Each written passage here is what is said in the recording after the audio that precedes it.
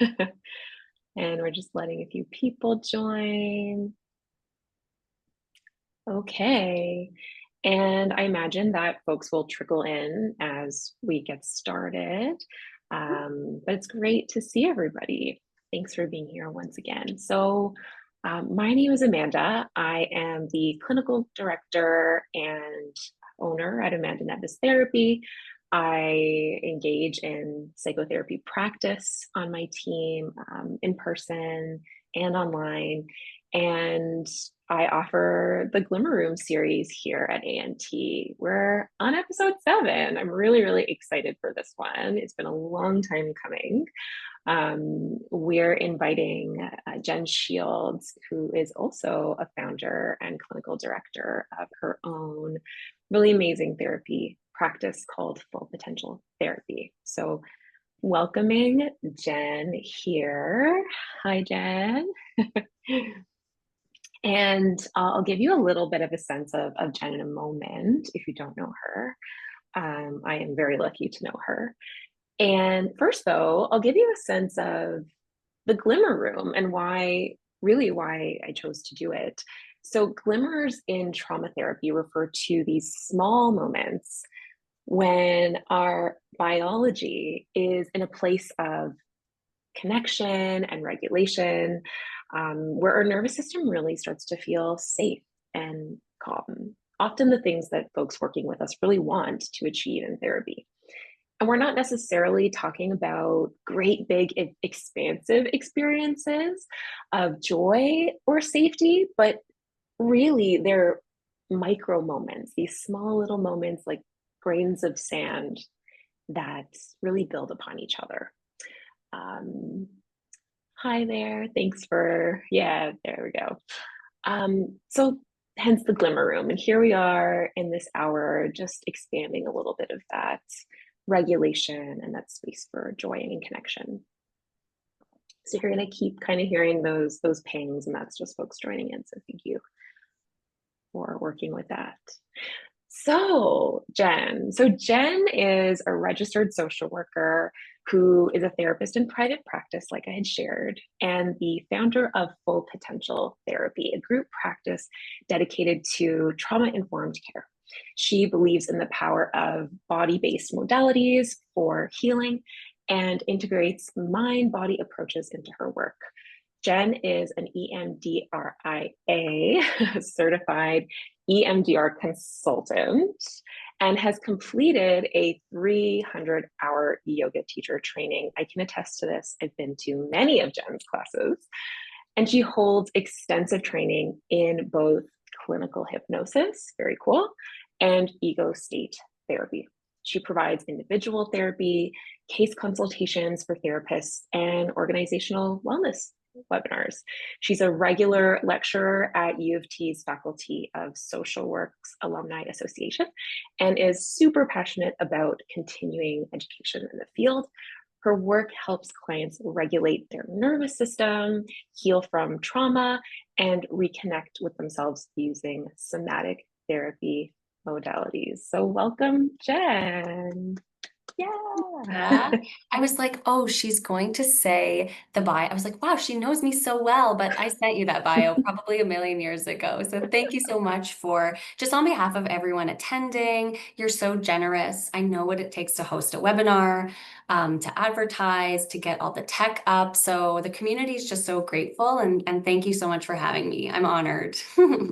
So happy you're here. Like I said, long time coming. I'm so excited about this. Everyone here and everyone on the replay, thank you for taking the time out of your busy schedules to listen to old pals and social workers chat it up about a really important subject that we're both actually super passionate about.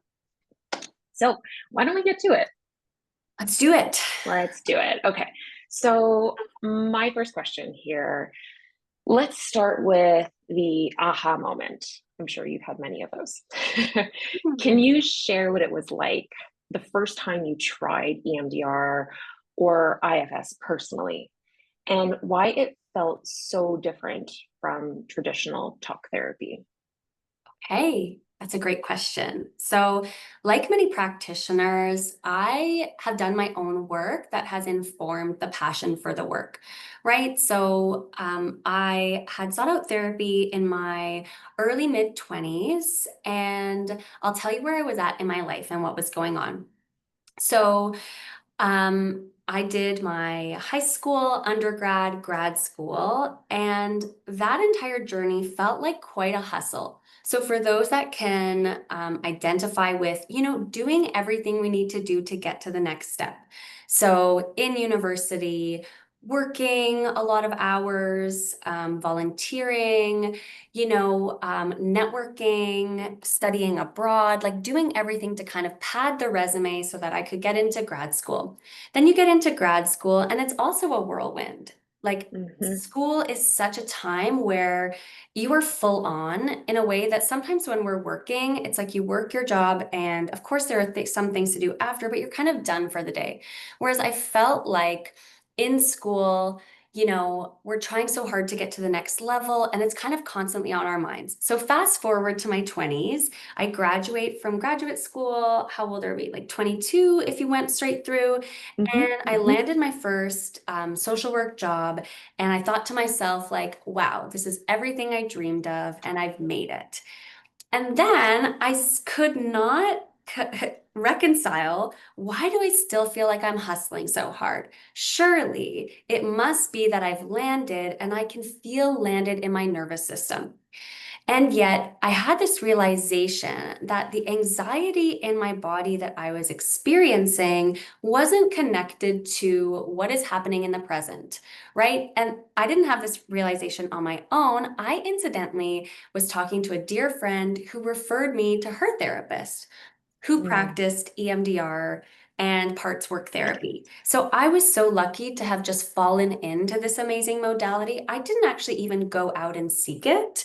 Um, Later on in my journey, because of this therapy, I had read The Body Keeps the Score and then decided, which I Mm. have with me, right? And I Mm-hmm. decided to actually just go and train in all of those modalities. That book came out in 2014, right? So a year after I graduated from grad school. Yeah, but basically, I fell into this amazing therapist's office, and she really helped me see that the anxiety or sometimes the experiences we're having today have less to do with our circumstances. Like me, I was groovy, I was great. It was more about a history of feeling like unsafe or out of control. And I mean, you can see from my face, it was a real aha moment of, wow, this therapy really works. And I had Mm-hmm. no idea that in my body I felt unsafe, right? I thought it was just anxiety, right? But it was, I feel unsafe, out of control, etc. So I did my own EMDR and parts work. And since then, like, we're off to the races. I've gone pretty much as far as you can go in the EMDR world because I just became obsessed with studying these modalities. Mm-hmm, mm-hmm. Absolutely. We can see that through all the things you've studied up until now. I remember when you first started EMDR certification journey, you were super Mhm. passionate about it. So it really is such a luxury for me to see you in this place and also to hear about your history and personal experience because so often Mhm. clients feel so I don't know. It can be really scary to have these physical sensations or, mental experiences like thoughts and opinions about themselves and feel strange when the life they're living doesn't quite equate to the sensations they're feeling in their bodies. Right. And it sounds like that was very much your experience. So I'm certain that someone here, someone watching later on, is really going to resonate with that. And I too really resonate, in my AEDP journey, which has a lot of overlap with EMDR. It's another experiential therapy and trauma attachment focused therapy.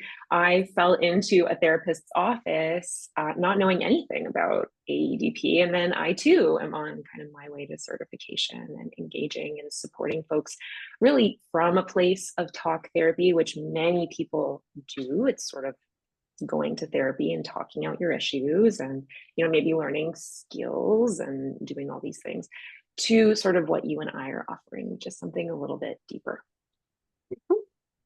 Awesome. Thank you for sharing a bit of your personal experience.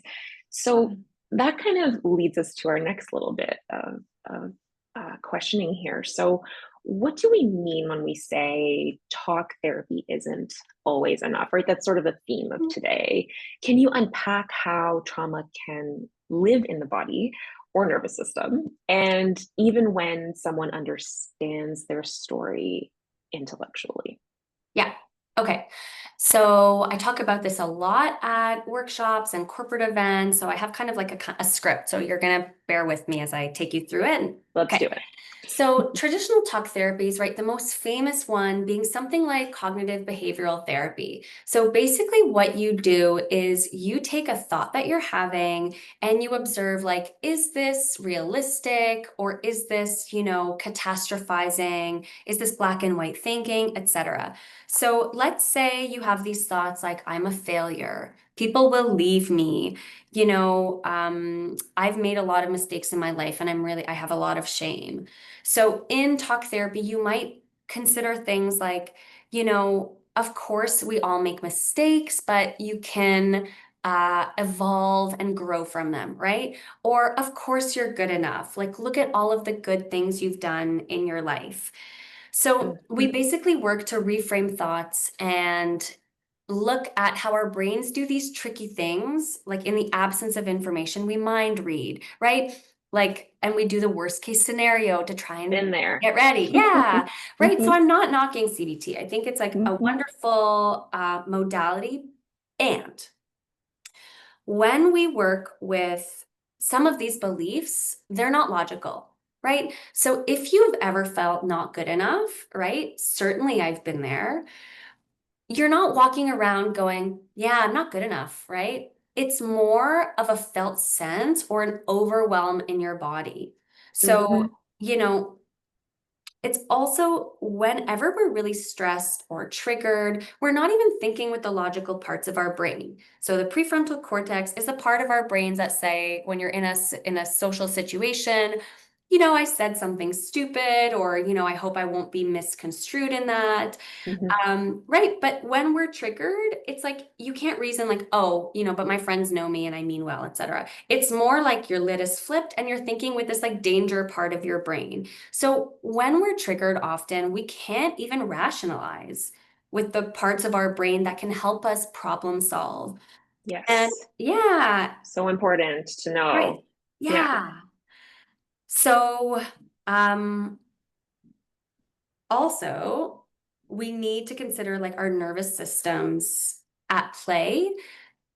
If we've grown up feeling chronically unsafe, it's not going to be a conscious thought, right? You could just be hanging out on a Monday afternoon and for some reason feel this overwhelming anxiety Mhm, within you. So you're not going to have this moment of like, you know, uh, there's no real explanation. It's more a felt sense, and it's just the language of the nervous system that feels either safe or unsafe, right? And that's more connected to mhm. subconscious patterning rather than, I don't feel good enough today.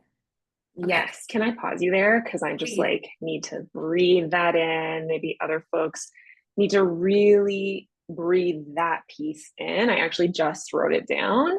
Mhm. This idea, or really truth, that feeling unsafe is not going to be a conscious thought, or feeling shame or feeling guilt or not good enough doesn't always appear as a conscious thought, but more of a felt sense.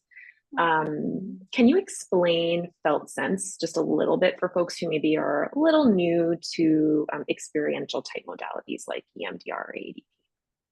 Right. So let me try.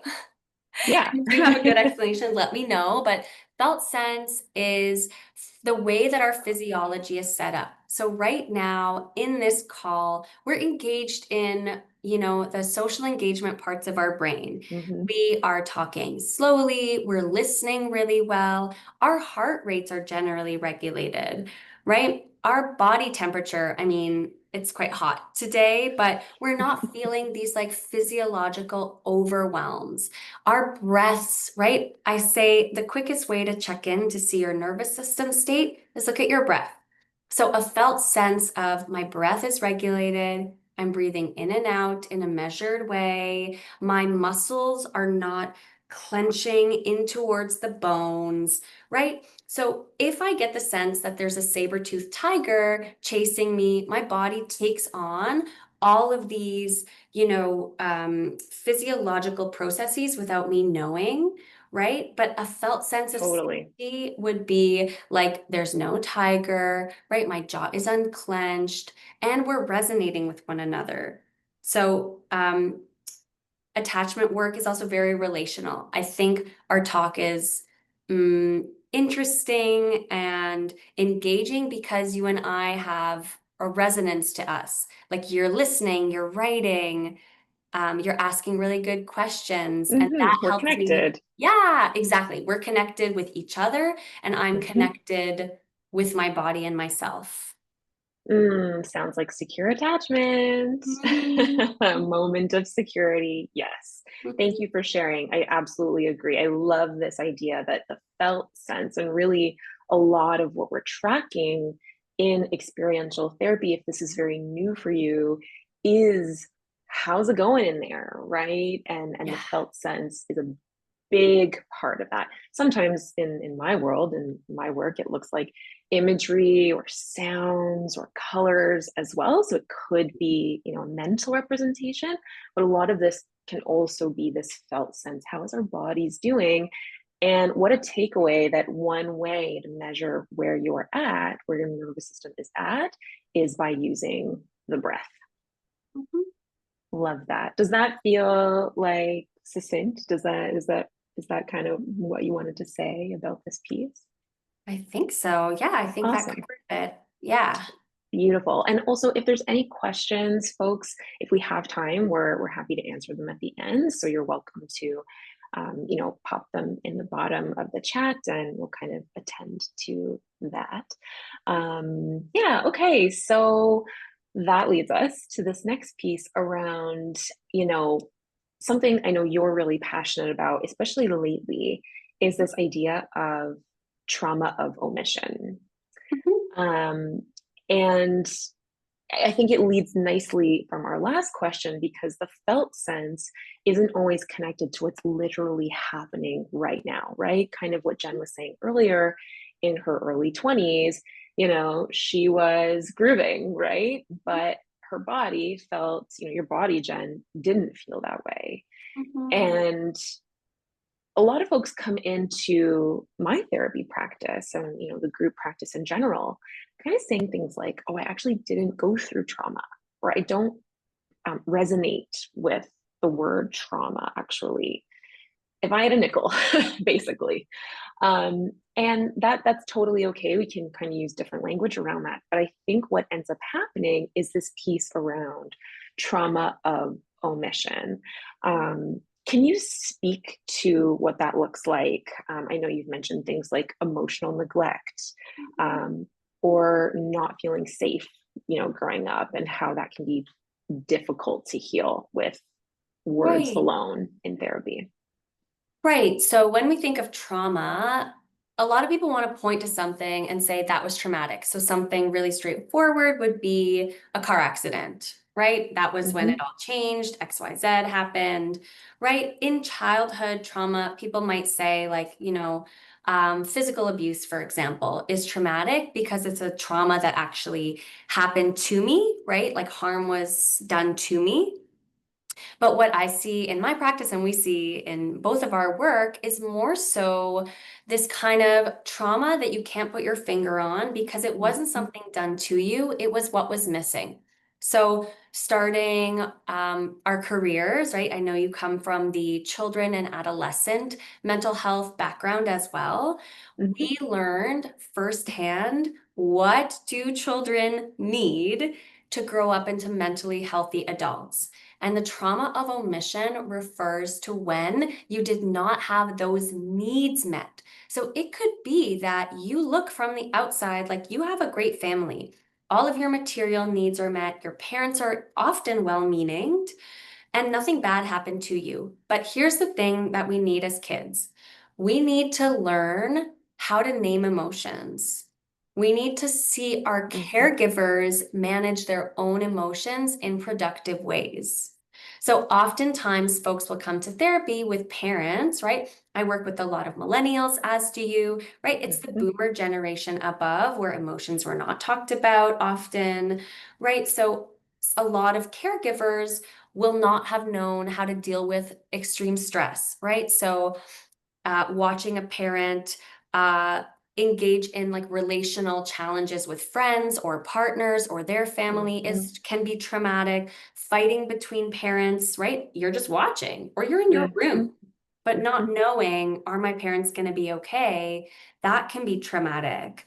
A lot of people will grow up not really seen or appreciated for who they are. So if your parents wanted you to be a doctor and you grow up to be, well, I don't know, a social worker, right? And you get the sense that your parents never really accepted you, that feels traumatic. We need to feel welcomed, appreciated for exactly who we are.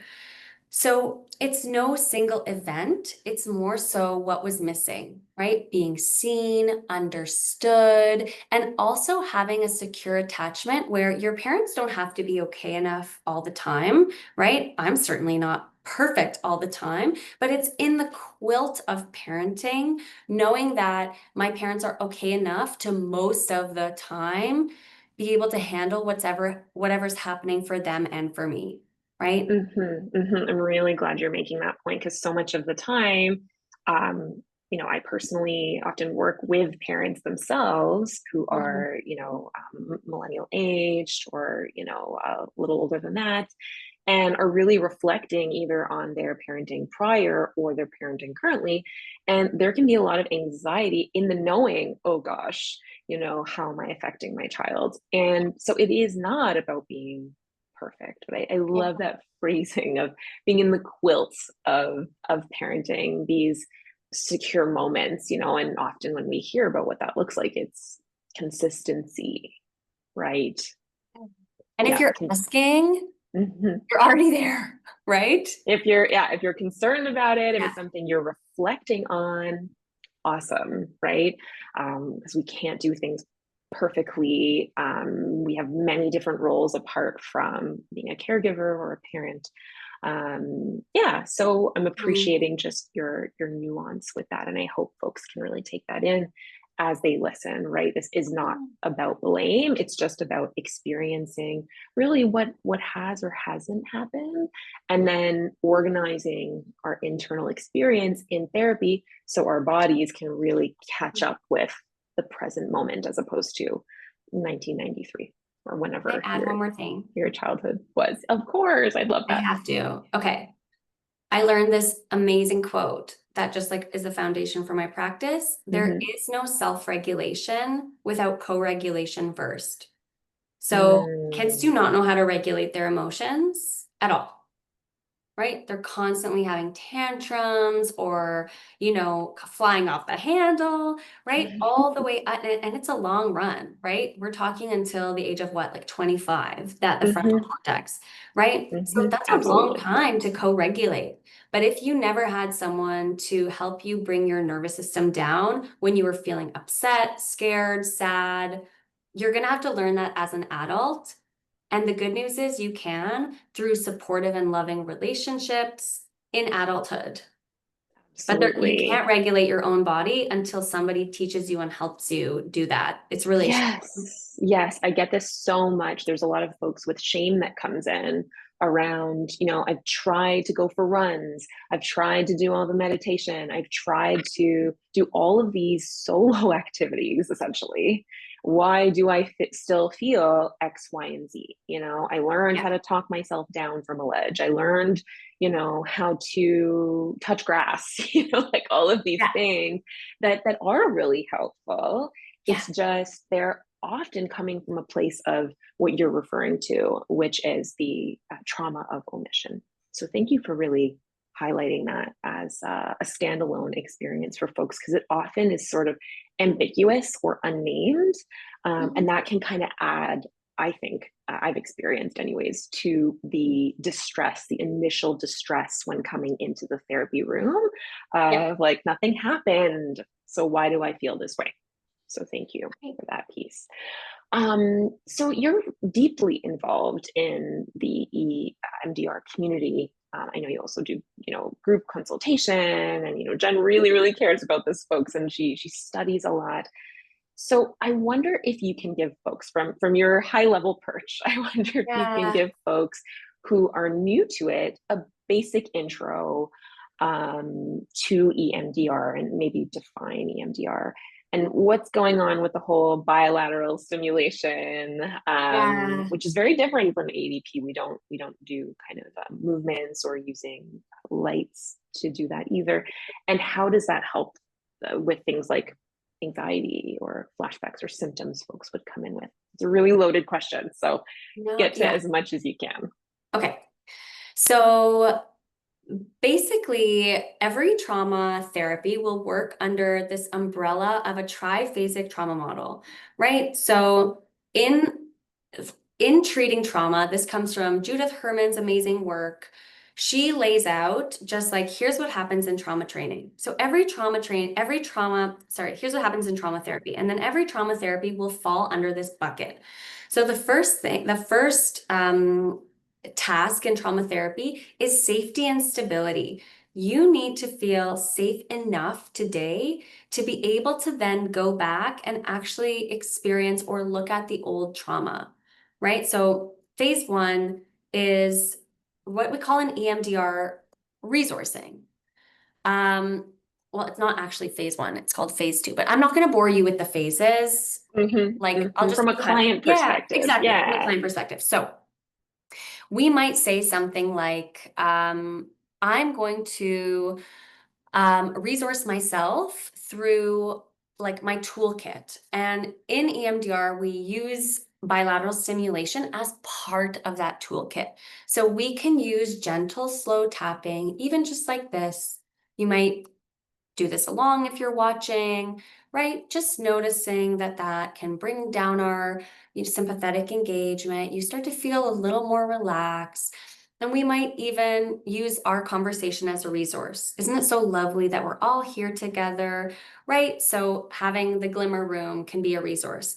A resource can be phoning a friend, touching grass, anything that when we think about it, we bring it online in our bodies and we can, right? A resource might be my confidence or the fact that I've done 100 talks like this before, right? So I might even just connect with that, look in my little resource suitcase and say, what do I need to be able to do a talk like this? What do I need to be able to respond to my toddler that's going to be screaming later on today, right? So we don't go into scenarios that are difficult without kind of thinking, what are my resources? So that's the first phase of trauma treatment, is just looking at, what do I have that supports me? And in EMDR, we do the safe place, right? So thinking about a place that when we think about it, our bodies go online as if we're there, right? So we call it safe place or calm place. My calm place is like Algonquin Park, specifically this one cottage that, I've been to where we have a screened in porch. And if I told you like the details, my body would feel as if I was there. So that's an example of resourcing. For some people, it could be like getting into stable housing, right? We're not going to do trauma work if you don't know where you're going to lay your head down, or getting out of an abusive relationship. So resourcing at first is just looking at what do you need to then go into phase two, which is going through the trauma, looking at the impacts and how it's stored today, right? So in EMDR, we pick old traumas, like let's say a parent scrutinized your body growing up, and that now informs the way you think about yourself today. You might in EMDR say, let's do a record of those experiences, and then we process using bilateral stimulation. You're going to start to feel distress when you bring up old trauma. Great, that's the point. We Mm-hmm. use eye Mm-hmm. movements to get that part of you on board to, hey, it's 2025, not 1993. It gets it unstuck, so Okay. you're not fully like reliving it every moment. Old Yes, stuff. yes. I love that. That is the part of our title anyway of today, kind of like, I feel stuck. Now what? And this is one of Mhm. these pieces where EMDR, experiential Mhm. therapies, really work to sort of shift the internal experience from from history, right? Getting our internal experience updated. Yeah. And I'm really, really glad that you mentioned too, around the beginning of this type of therapy is all about sort of resourcing. I think that's a very EMDR framing, Right. resourcing. We definitely do it too, but I think in a different way. So instead of literally talking about resourcing, it's really kind of stopping almost sometimes a person, depending on how much anxiety they're feeling in the present moment, as they're kind of describing their trauma history, because folks often come in and they've been holding things for so long and they kind of just want to get to it. Or sometimes there can be a lot of anxiety paired with some of these experiences. Think about it. It's like even something as small as doing a presentation in school, in high school, if that was accessible for you, then you kind of just want to go first for a lot of people, right? Getting it all out, and this resourcing period or slowing down in AEDP to Mhm. make sure that me, myself as the therapist, and you as the kind of like co-author in this therapy experience, you being the client, can Mhm. really start to get on the same page. That way we're not, like you said, reliving the trauma. So thank you Right. for kind of talking more about what this is, the bilateral Yeah. stimulation, and then it doesn't only have to be with a finger. It can kind of Mhm. be tapping, or of course, There's things you hold. mhm. Very cool. I love it. There's so much to know, folks. There really is. So moving on. So that was a bit of EMDR. You also do IFS, a little bit of ego state therapy too, or a lot of ego state therapy. Can you talk about ego state therapy, which is a bit different, and Mhm. how it helps folks understand maybe protective parts inside that might be critical or avoidant? Right. Okay. Mm-hmm. Mm-hmm. So I practice primarily ego state therapy, which comes from the same family as IFS. They're cousins, right? Hmm. So ego state therapy would look at basically any behavior or part of you that's developed as a way that your body and brain was trying to keep you safe.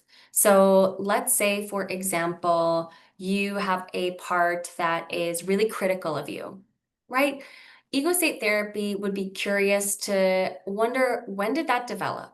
What was your family context where you had to be critical of yourself in order to be loved or accepted or whatever, right? And even behaviors or parts of you, like people have substance abuse parts, and we might say, like, there's nothing good about that, right? Like, this substance is ruining my life. But we Mm-hmm. might say, this part of you that leans on substances is trying to help you regulate your nervous system, fit in a group, right? So anything that you've done up until this point, even if it hasn't been useful, we have to conceptualize it as your brain and body's way of trying to help you or keep you safe. Now, it goes hand in hand with EMDR therapy because these protector parts, right? Let's say for years you've been criticizing yourself. So it's like you're lifting weights. And all of a sudden I come Mm-hmm. to you and say, hey, you don't have to lift those weights anymore, right? You're going to say, excuse me? Are you going to tell me that I've been doing this for 30 plus years and now you want me to just stop? Mm-hmm. Look how strong I Look am. how strong I am, right? Yeah, yeah. So we need to be able to work with parts to ask permission to work with the material, right? Like, do we have permission to go back to the first time where a parent scrutinized your body, let's say, right? Mm, Are you mhm, willing to look at how you scrutinizing your own body as an adult actually isn't helping you in 2025? It really helped you in 1995 when you wanted to, fit in your family, but today, right, it's outdated. mhm. So we have to ask permission to do the work sometimes. And literally that can be like, okay, close your eyes, go inside, and I want you to see if you can make contact with that part and let me know what that part says. And don't worry about whether it makes sense or if it's misaligned with your values, right? I work with lots of feminists, Yes. right? That would say, I can't believe I'm saying these things. That's okay. It's just a part of you. It's not all of you. But this part Mm, could halt your progress. yes. Ooh. If anyone's familiar with this way of experiencing their inner life again, this is another part of experiential therapy, right? As opposed to just talk therapy, or we're kind of like just talking about things.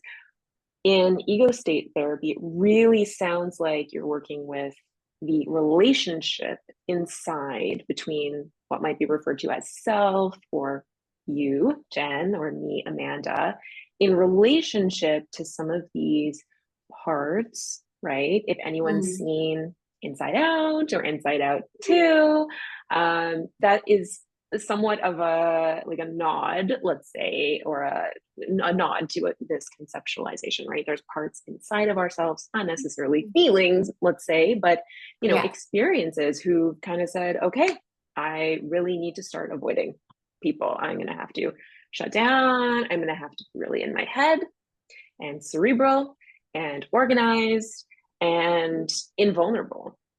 And I get this too a lot from folks where they come in and they have these parts and it doesn't really match. The part doesn't match with their values, but I want to be an empathetic person. I want to be able to cry in front of my partner or my best friend, or I want to be able to slow down enough when my partner is distressed. And instead of Mhm. problem solving, which is a part within me that I had to develop in 1997, I, want to be able to be in my adult self and relate from that place. So, yeah, this is just another example, folks, of this kind of experiential work and things too that can be stuck points, right?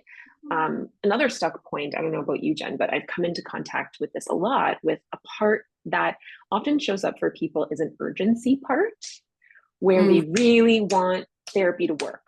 They really, really want therapy to work. And that part often just gets in the way or really bulldozes mhm, um, the process of mhm, maybe what often is required, which is like a gentleness, a mhm. slowness, a going inward, right? Folks who want homework. They want something to like chew on. I don't know if you've Right. experienced that Yeah. before.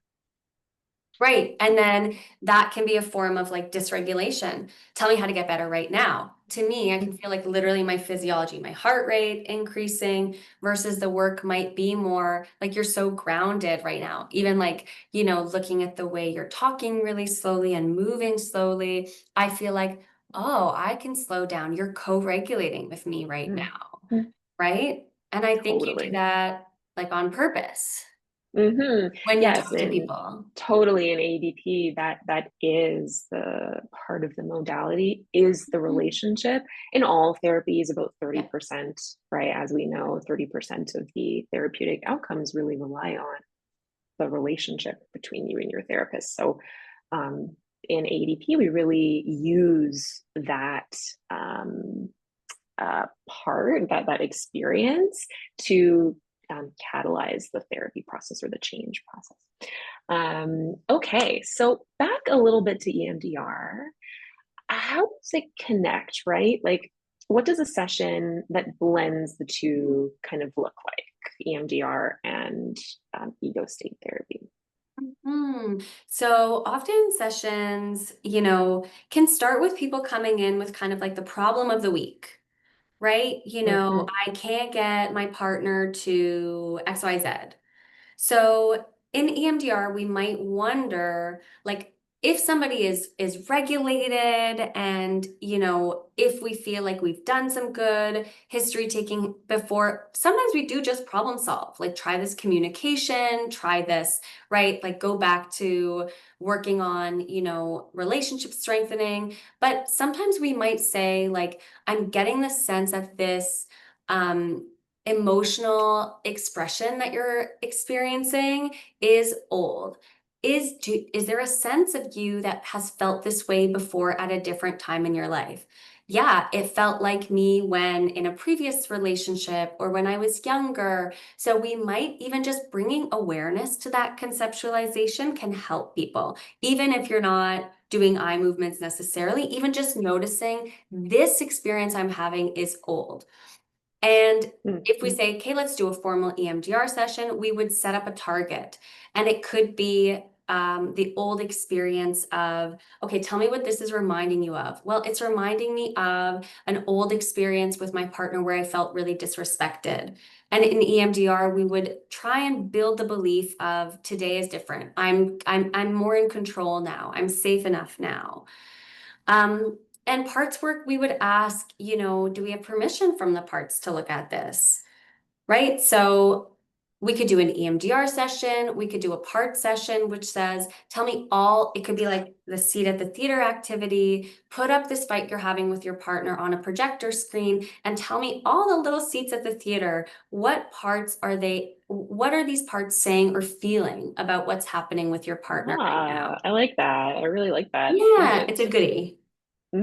I love that. What room you would provide for people then in that state to kind of leave no stone unturned, right? Or Hmm. no internal part unheard. That, Yeah. there might be louder parts of self, there might be more kind of cobwebby in the corner parts of self, but Mhm.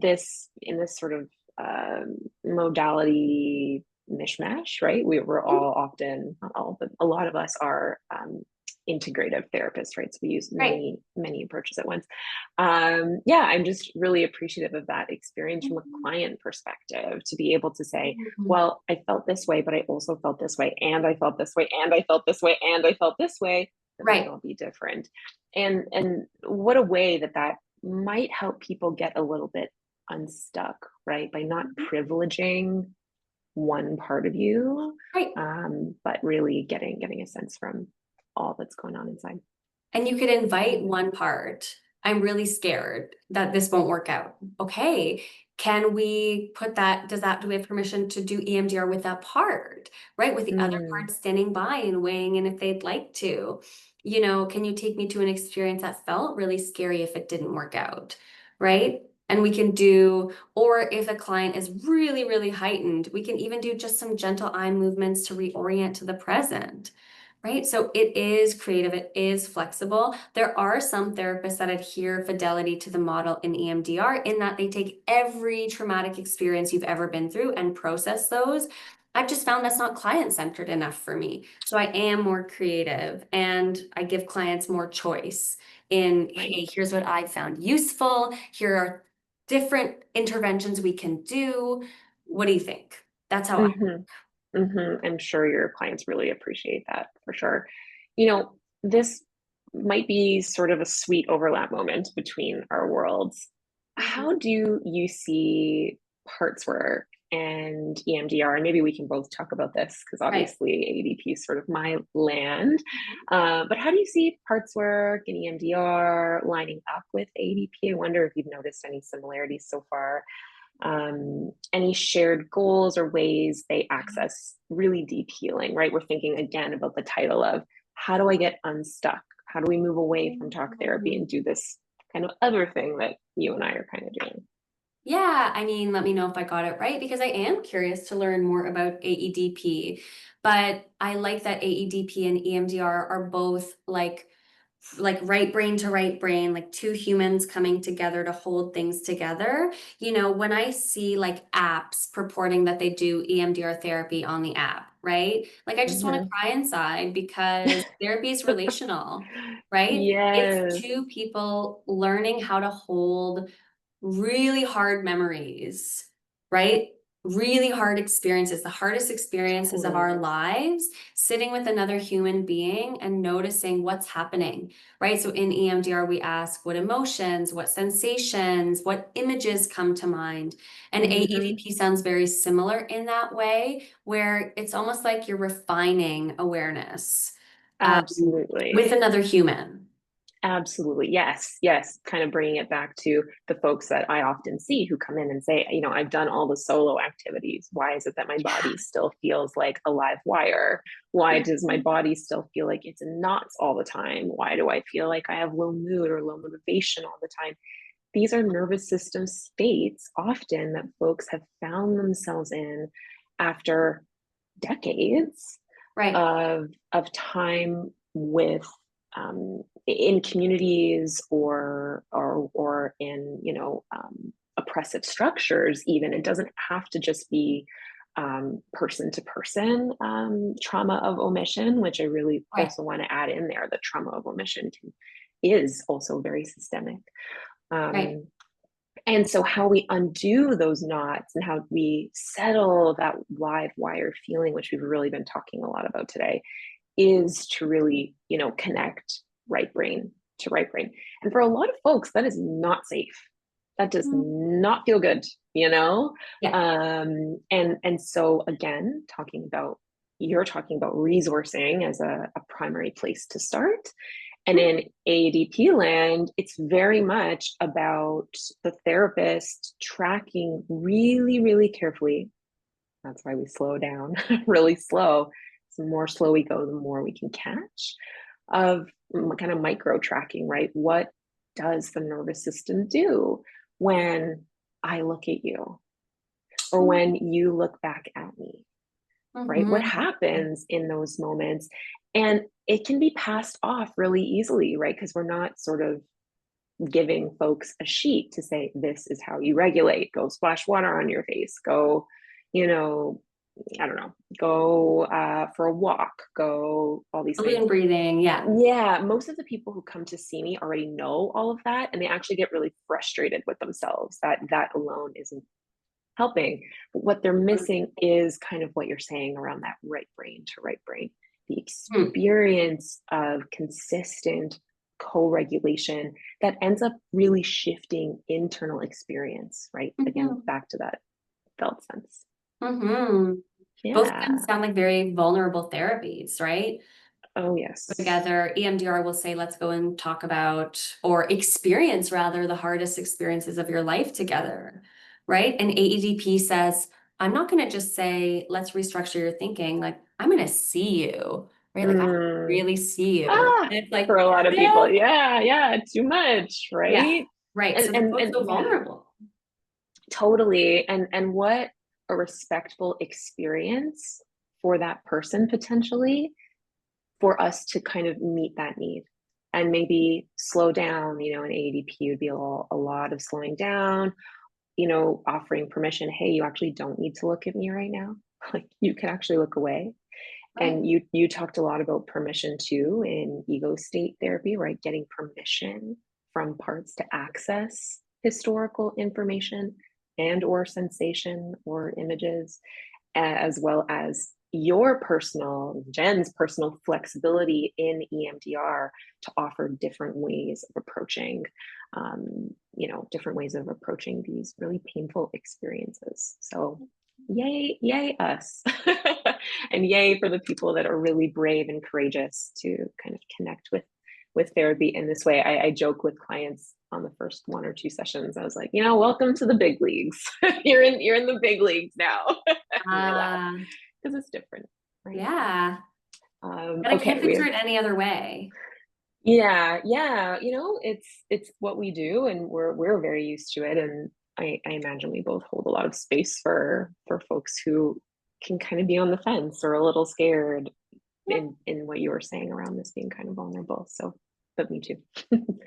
um, so many of our clients kind of get it, right? They get their histories of trauma. They have talked to their friends. Mental health is very a common subject that's talked about a lot more and more. So it's not uncommon for folks to have a really good understanding about their history. they know their story, they can name their patterns, but they still feel stuck. Mhm. What in your mind is part of what helps someone move through that sense of internal stuckness? Mhm. Yeah. So, pondering, I would look at the subconscious parts that are, I would stop looking at it like I am stuck, right? Because sometimes like inquiry can feel like a cinder block, like that's too clunky. I would be curious about like the different parts. What do you long for instead? Right? Like kind of Mm, refine awareness and get to know, like practice really good curiosity around that. What are you stuck with? Like still feeling, anxious, even though you've done so much work? Let's be curious about that, right? Building a lot of compassion that your nervous system developed in the context that it did, right? Would it be okay if it took a while to regulate your nervous system, right? If you're just learning about how to, can you be okay and not okay at the same time? So I would draw on mm, curiosity. I would draw on flexibility, good questions. I would look at shifting affective states. Like if you're stuck, does that make you feel really anxious or depressed? That's just an affective state, right? Like a state of anxiety or hopelessness or helplessness. Have you ever done anything that makes you feel empowered? Like, have you ever felt like you didn't want to leave your house and you go for a Starbucks or something, right? And you feel like, oh, that felt good to like make a choice, right? So there's so much flexibility, but I would say I would work to not get overwhelmed by my clients' experiences, right? I would instill hope, continue to show up, and model for them that like you can be okay even if you're not okay, right? mm, mm-hmm. And you don't have to take away, you can add on top, right? You can be Ah, anxious and you can be calm, right? I You don't have to love take away the that. anxiety, right? Yes, yes. It can be so hard, I think, for folks, and me too. And it's kind of like if you've ever had the experience when, you're not calm and you're stressed or something, and someone says, just calm down or like just relax.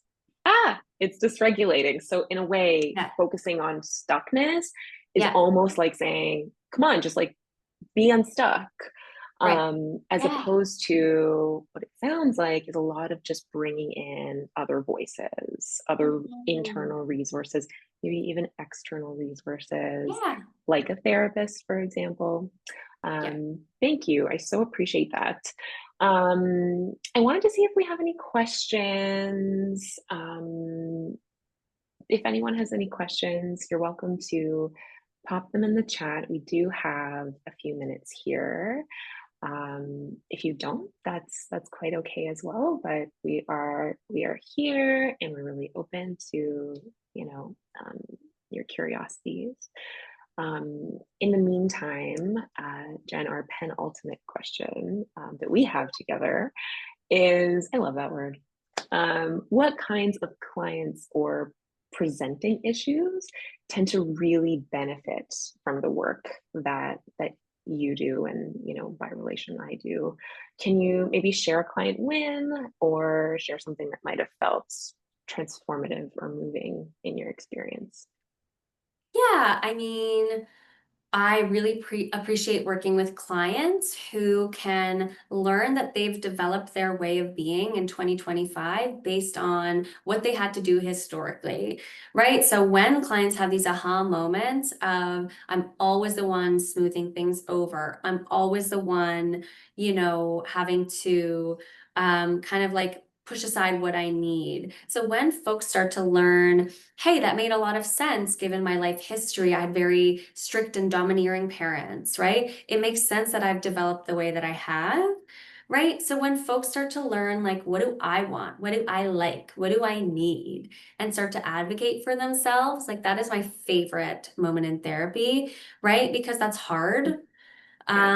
Yeah, but really, like, I don't have a favorite profile of client, like, other than maybe I guess I do, maybe I do, where like when I look at folks that have had really difficult upbringings, and when I can share with them that I've worked with hundreds of people who have, overcome their attachment difficulties, have forged really meaningful lives. So I think like especially folks that have experienced childhood trauma, you know, that is the profile that I like, that I feel like I can make a huge difference in, right? But also, Absolutely. yeah, just, you know, I'd say we're a pretty traumatized society, right? So I would say I work with mostly millennial women, and millennial women will have lots to say about growing up. We mentioned the 90s a lot in our chat today, right? So even just like reflecting on, you know, how we have developed as humans and going like, what was that, right? What do I want to do differently today? Yeah. And really just folks that want to show up and just start to notice, right? And do differently, right? And I think we have an hmm awesome job. We really do. I love it so much. I can see that you're so passionate about it. I know that you are. And I've said this already, but your clients are really lucky to work with you and by proxy, your team, who I know that really appreciate you also and do a lot of great work with their clients as well under you. So I'm just really, really happy to have you here and for you to share this wisdom with my community that I've built up and adjacently your community, folks who are here or will be watching this later on. So yeah, thank you from the bottom of my felt sense heart to you. Thank you Yeah. again for organizing. It was so much fun. You know, I'm looking forward to tracking where Glimming goes in the future. And yeah, thanks so much. Yeah, you're welcome. So I don't see any questions in the chat, which is so okay. We will end this Glimmer Room as I always end every Glimmer Room episode with a question that is really near and dear to my heart. So we end a Glimmer Room episode with this. Jen, Yeah. what's been giving glimmers to you lately, inside or outside of the therapy room? Oh my gosh, that's such a cute question.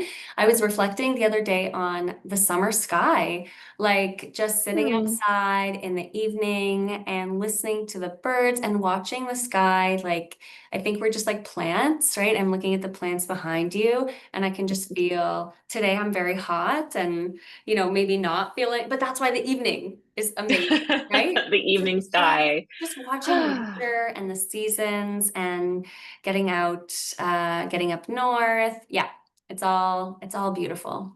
Nature outside, beautiful. Thank you so much again for your time. Thank you all for being here. Thank you all for watching this a little later on. And I can't wait to see you at our next Glimmer Room episode. Have a wonderful summer, and I'll see everyone soon. Bye. Bye. See ya.